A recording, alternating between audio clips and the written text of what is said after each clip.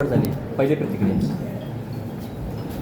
खरं तर माझी सभापती जी निवड झालेली आहे त्यासाठी मी प्रथमतः आपल्या राज्याचे उपमुख्यमंत्री आदरणीय आमचे पक्षप्रमुख एकनाथजी शिंदेसाहेब, त्याचबरोबर राज्याचे उद्योगमंत्री आणि रत्नागिरीचे पालकमंत्री उदयजी सामंत साहेब आणि माझे मार्गदर्शक आदरणीय राजापूरचे आमदार किरण भैया सामंत यांचे मी प्रथमतः सर्व आभार मानतो, कारण त्यांनी मला ही संधी उपलब्ध करून दिली. मला या ठिकाणी निवडणुकीची संधी जी आहे ती दिली. मी निवडून आलो. त्यानंतर मला एक मोठी जबाबदारी म्हणून माझ्या सभापतीपदी जी आहे ती निवड केलेली आहे आणि वाघरच्या विकासासाठी माझं नाव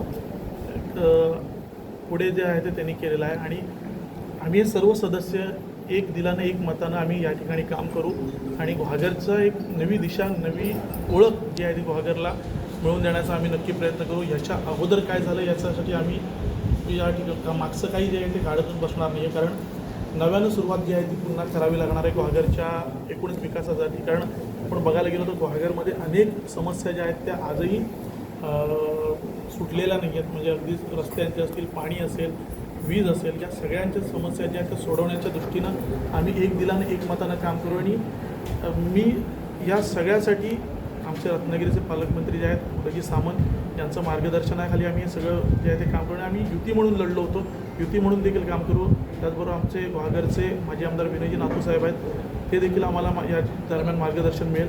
आम्ही एक दिलानं एक मतानं आम्ही या ठिकाणी काम करू आणि माझी निवड जी आहे ती या सर्व जनतेच्या ह्याच्यामुळे झाली आणि त्यामुळे मी या सर्व जनतेचे प्रथमतः आभार मानतो, कारण त्यांनी संधी दिली म्हणून मी आज या खुर्चीवर बसलेलो.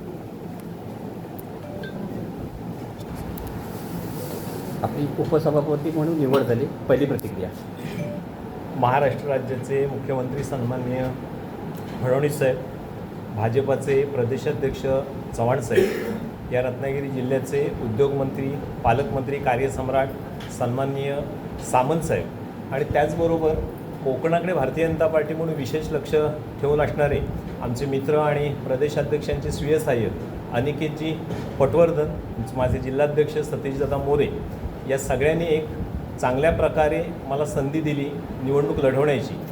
57 पडवे पंचायत समिती गणातून उत्स्फूर्तपणे मला सर्व जनतेने मतदान केलं, निवडून दिलं आणि त्यानंतर पुन्हा भारतीय जनता पार्टी आणि शिवसेना यांच्या युतीच्या माध्यमातून मला घागरचा पंचायत समितीचा उपसभापती म्हणून काम करण्याच्या सगळ्यांनी संधी दिली आहे. त्यामुळे त्यांना सगळ्यांना मनापासून धन्यवाद.